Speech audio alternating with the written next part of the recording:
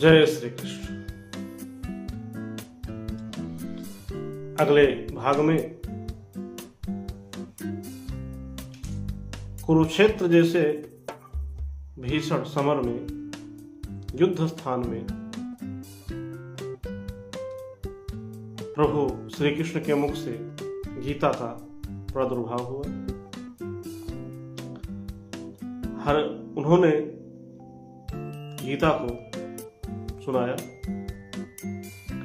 हम यहाँ तक पहुंचे थे कि अर्जुन को मोह हुआ और बाबा ने लिखा है, मोह सकल व्याधिन कर मूला। सारे बीमारियों का सिर्फ एक ही जड़ है, वो है मोह। मोह से संशय, संशय से दुनिया भर के रोग। फिलहाल आइए शुरू करते हैं आज का सत्र। आज हम चर्चा करेंगे कि अर्जुन ने कहा कि प्रभु, इन धृतराष्ट्र के पुत्रों को मारकर यदि हमें राज्य मिले तो राज्य किस काम का?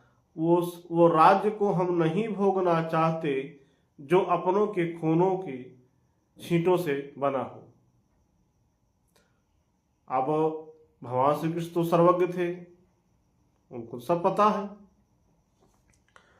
तो अर्जुन ने भी कहा कि मैं मानता हूं कुटिल हैं, पापी हैं।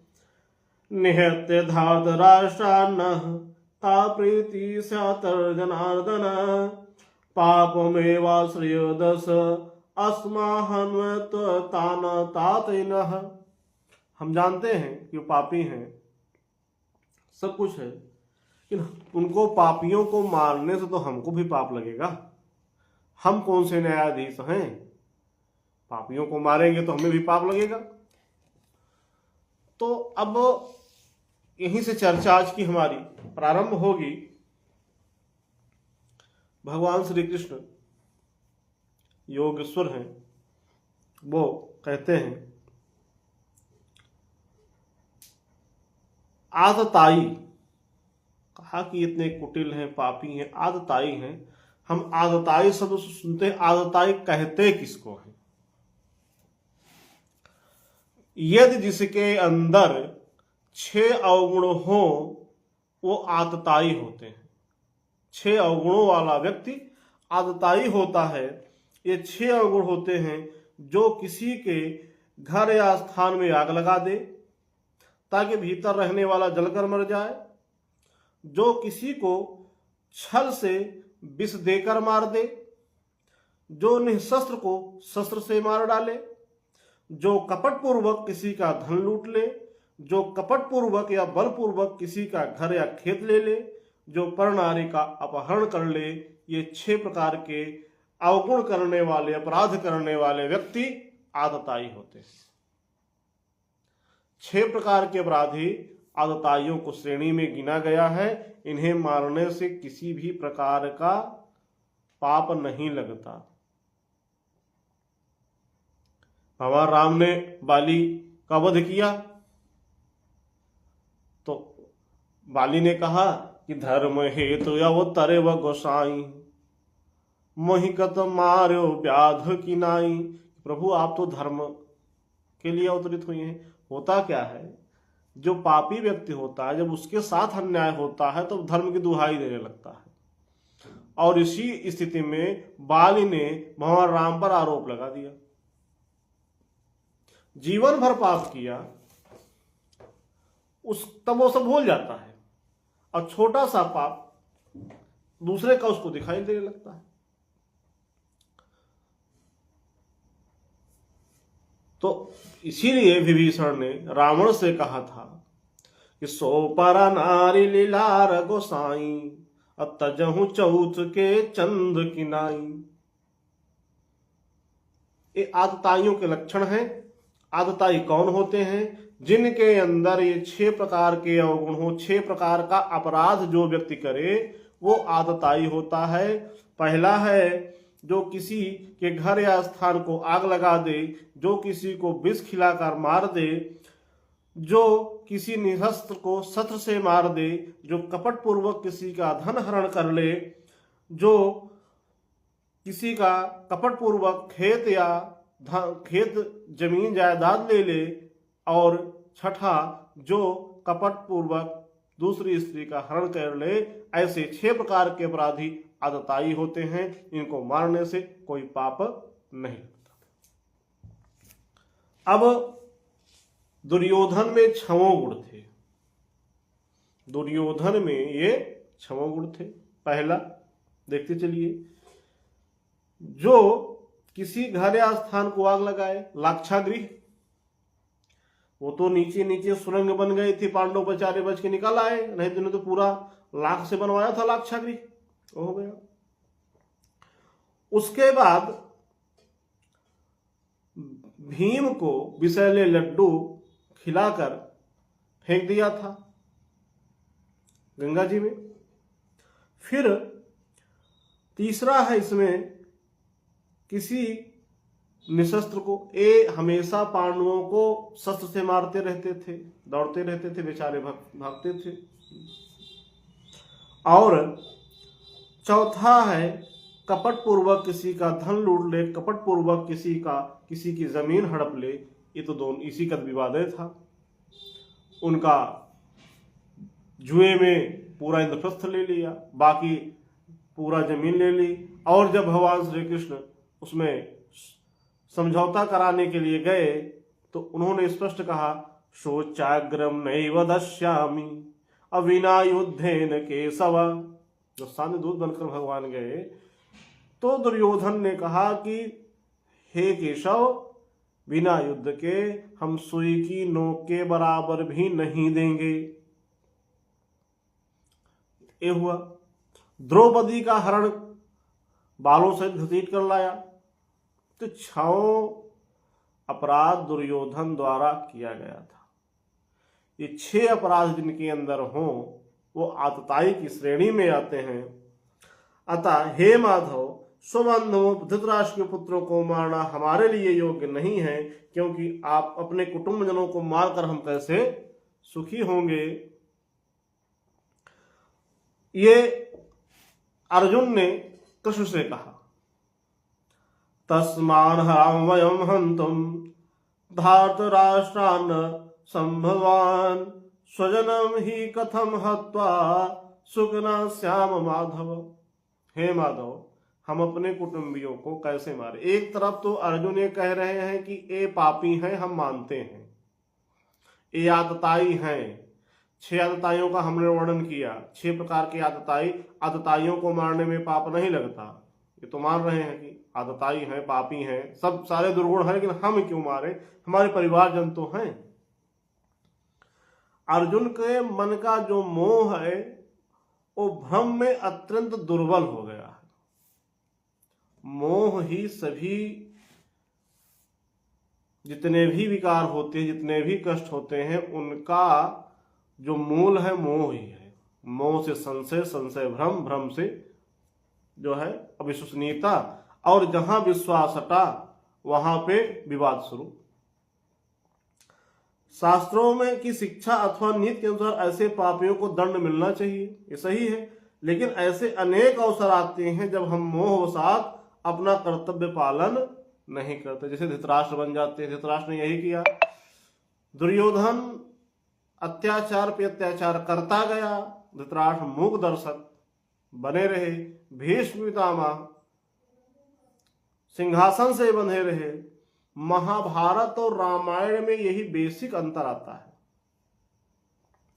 महाभारत हमें यह दिखाती है कि आप कितने गुणीवान क्यों न हो, आपके अंदर सारे गुण हैं, सब कुछ है, लेकिन आपने अगर गलत कार्य कहीं भी किया है तो उसका दंड आपको मिलेगा। आप कितने गुणवान हो। कर्ण महान धनुर्धर था, कर्ण महान धनुर्धर था। उसके बाद भीष्म पितामह, सोचो भीष्म पितामह जैसा बलशाली, आजीवन ब्रह्मचारी, भगवान राम पिता के आदेश को मानकर 14 वर्ष का वनवास लिया तो भगवान बन गए। भीष्म पितामह पिता के ही आदेश, पिता को ही सुख देने के लिए आजीवन ब्रह्मचर्य का व्रत लिया और मृत्यु तक वो ब्रह्मचारी रहे, लेकिन फिर भी उनकी दुर्गति हुई। इसलिए उन्होंने पाप का साथ दिया, पापियों का साथ दिया, और चाहे जिस भी कारण से दिया। कृपाचार्य, इनसे बड़ा जो है संस्कृत का और ज्योतिष का ज्ञाता कोई नहीं था। द्रोणाचार्य महान धनुर्धर, सब धनुर्धर थे, सब योग्य थे, सब विद्वान थे, लेकिन पाप का साथ देने के कारण, आतताइयों का साथ देने के कारण ये सब दुर्गति को प्राप्त हुए। श्री कृष्ण ने शिशुपाल को राजा युधिष्ठिर के दरबार में ही मार डाला। आप किसी के यहाँ गए हो, कोई बवाल हो, आप वहीं उसका कत्ल कर दे, मर्डर कर लें, क्या नियम सहित है? नहीं, ये नियम विरुद्ध है। लेकिन आपत्ति काले मर्यादा नास्ति, भगवान ने कहा। शिशुपाल का वध भगवान ने वहीं कर दिया, तब कोई नियम नहीं देखा उन्होंने, क्योंकि वो पापी था, आतताई था, उसका वध करने योग्य था, कर्तव्य पालन में उचित नहीं हुए, इसीलिए उनको वध कर दिया। भगवान अपराधियों पर दया नहीं करते, वो दंड देते हैं। इसलिए अगर नहीं करेंगे तो अपराधी स्वच्छंद हो जाएंगे, बल्कि उन पर कृपा करते हैं, क्योंकि अगर उनको दंड नहीं मिलेगा तो और पाप कर्म करेंगे। जब और पाप करेंगे तो उनको देखकर और लोग पाप करेंगे, तो एक पापियों का साम्राज्य बनता चला जाएगा। होता क्या है, जब हमें अपना लाभ देखना होता है तो हमें कोई नियम सिद्धांत समझ में नहीं आता। नियम सिद्धांत हमेशा दूसरों के लिए समझ में आता है। आगे, यद्यपि ते न पश्यन्ति लोभोपहत चेतसः कुलक्षकृतं दोषं मित्रद्रोहे च पातकं कथं न ज्ञेयम् अस्माभिः पापदस्मान् निवर्तितुं कुलक्षकृतं दोषं प्रपश्य वृद्ध जनार्दन। इस प्रकार यद्यपि लोभ से भ्रष्ट चित्त वाले धृतराष्ट्र के पुत्र कुल का नाश करने वाले दोष और मित्र से द्रोह करने के पाप को नहीं देखते, पर हम जो कुलनाश करने के लिए पाप को देख सकते हैं, वे क्यों ना हम इस पर विचार करें। ये अर्जुन ने कहा कि ये तो नहीं देखे, आदमी कहते हैं ना यार वो तो पापी हो, तुम क्यों बदल गए। तो जो जिस भाषा में समझे उसको उसी भाषा में जवाब देना चाहिए। जैसे जब सुपंखा गई भगवान राम के पास, तो रूपवती सुंदर युवती बनकर गई सुपंखा। उसने कहा तुम सम पुरुष नमो सम नारी, और शादी करने का प्रस्ताव रखा। तो भगवान राम ने सुपंखा की तरफ नहीं देखा, उन्होंने सीता जी वैदेही की तरफ देखा और उन्होंने कहा कि अहय कुमार मोर लघु भ्राता। अब यहां कुछ लोग कहते हैं कि भगवान ने झूठ बोला, लक्ष्मण कुमार कहाँ थे, लक्ष्मण की तो शादी हुई थी। तो हुआ क्या, सुपंखा लंका की भाषा में बोल रही थी। सुपंखा क्या कुमारी थी, उसने सही बोला था, उसने भी तो झूठ बोला था। सुपंखा ने भी तो झूठ बोला था, वो विधवा थी, उसके पति को रावण ने मार दिया था। तो वही राम ने सोचा कि इनके यहाँ हो सकता है यदि पत्नी साथ में नहीं है, पति साथ में नहीं है, तो कुंवारे होंगे, कुंवारे मारे जाते हैं। इसलिए उन्होंने कहा अहय कुमार मोर लघु भ्राता, कि मेरा भाई भी कुमारा है, अगर तुम कुमारी हो सकती हो तो भी पत्नी छोड़ के आए हैं, वो भी कुमारे ही हैं। तो कहने का भाव है कि जो जहां पे जिस देश काल परिस्थिति में रही है वहीं की भाषा का उपयोग करिए। तो वही अर्जुन कह रहे हैं कि ठीक है, वो पापी हो गए, हम क्यों हो जाएं।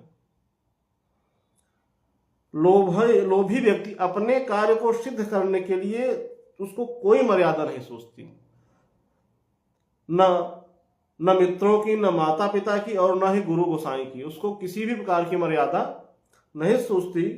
मित्रता धर्म मुक्त से कहना सरल है, निभाना अत्यंत कठिन है। इस प्रकार आज का सत्र हम 39वें श्लोक पर ही पूर्ण करते हैं। कल न करके परसों पुनः आयुर्वेद पर पहला सत्र रहेगा और गीता पर हम अगला सत्र प्रारंभ करेंगे। आप सबका हार्दिक धन्यवाद, सादर प्रणाम। पुनः मिलेंगे परसों इसी समय 9 बजे से 10 बजे तक। 2 सत्र चलते हैं, एक आयुर्वेद पर, एक गीता पर, और जल्द ही एक सत्र रामायण पर। रामचरितमानस तो हम अक्सर सुनते रहते हैं कि रामायण पर कम सुनने को मिलता है, तो रामायण पर भी हम चर्चा करेंगे, जैसा हर इच्छा रहेगी। करहि करावहि भंजहि सोई, उमा राम गत लखी न कोई। आप सबको सादर प्रणाम, धन्यवाद। जय श्री राम।